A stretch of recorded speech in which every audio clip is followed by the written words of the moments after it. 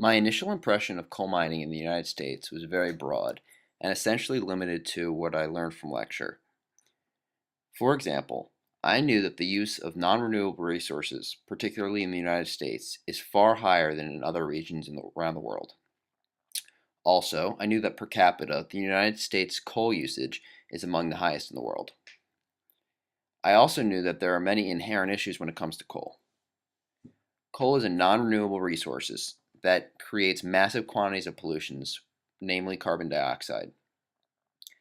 Also, the waste product generated from mining and using coal is significant and requires large amounts of fresh water.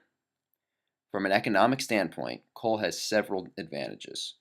One primary advantage is that it can be found domestically, which creates and maintains jobs in the United States, as long as the resource is available. However, sustainability plays a large role in this because, as stated earlier, coal is non renewable, and it's a matter of time before this becomes an extremely scarce resource.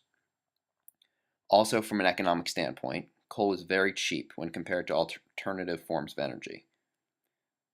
From a sociological viewpoint, there has been a mining culture in towns in many areas of the United States and is a backbone of U.S. history. Entire communities rely on mining of coal, and the local society depends on it for economic prosperity. Once I read through the provided sources and did some independent research, I was able to evaluate mountaintop mining specifically using the three pillars of sustainability as my guidelines. Economically, the transition from deep to surface mining has not yielded encouraging results. Despite Central Appalachian coal making up for 20% of the nation's coal and 9% of the nation's electricity, mining regions are often accompanied by high unemployment rates due to machines replacing the average worker. Additionally, Appalachia has been known notoriously as one of the nation's most poor areas, a fact that has been accurate for about 100 years. This has been attributed to many communities living in isolation, separated from the United States' growing prosperity. During the 1940s, miners employed in West Virginia hit its peak at just over 130,000 workers, while today, largely due to mountaintop removal's advancements, the workforce hovers around 20,000. The economic development of this area is also hindered by how aesthetically displeasing the region has become. Because of this, potentially economic enhancing companies are discouraged from making any sort of contribution. As a result, Appalachian coal has been deemed to be in permanent decline and consequently has become the most expensive domestic coal on the market. While a lack of government regulation in the Appalachians has allowed the coal industry to maximize its profits in previous years, the negative impact on the environment has made it exceedingly difficult for economic diversification to occur, causing a decline in the local economy. Also, in America, coal mining has a long-standing cultural heritage. However, due to mountaintop removal, this rich and invaluable heritage is in danger of being destroyed.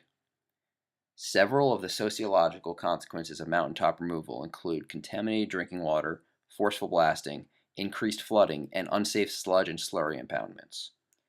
When you couple these effects with the ineffective government regulations stated earlier, you end up with a high-tension community struggling to prosper. Also, there is a severe associated health risk in these communities. Counties in West Virginia and Kentucky, where coal mining is most prevalent in these states, were ranked nationwide among the top 4 unhealthiest districts. Historically, coal mining as a profession has been dangerous. For example, in 1907, the United States experienced its most devastating coal mining mortality rate, totaling 3,242 miners killed.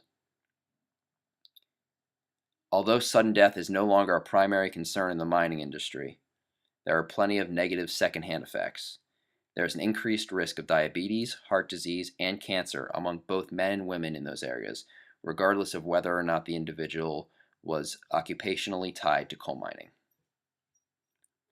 Despite the Appalachian region being one of the oldest and most biologically diverse mountain formations in North America, mining companies have decimated over 500 mountains and 1.2 million acres to date. Once the removal has begun, the waste is dumped into neighboring valleys, resulting in the population and burying of nearly the pollution and burying of nearly 2,000 miles of vital Appalachian headwater streams.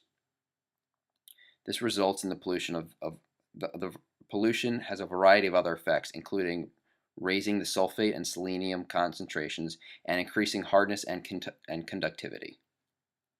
Due to a lack of concrete legislation preventing such pollution, the mining companies are allowed to continue to diminish this rich ecosystem without any responsibility for replacement or revitalization of the area. Additionally, by practicing mountaintop removal, one of the most biologically diverse regions in the entire United States is becoming incapable of restoring native hardwood forest habitat. This threatens the lives of indigenous birds, fish, and wildlife, and in some cases even causes developmental abnormalities. When comparing my initial and second impressions of coal mining, I was able to note several key differences. One difference is that in my initial interpretation, I had a general idea that coal was a cheap resource, but I didn't understand that Appalachian coal is among one of the most expensive coals domestically, largely due to many of the effects of mountaintop mining. Primarily through the use of my data, I was able to focus specifically on mountaintop mining in the United States and learn how negatively it affects each of the three pillars.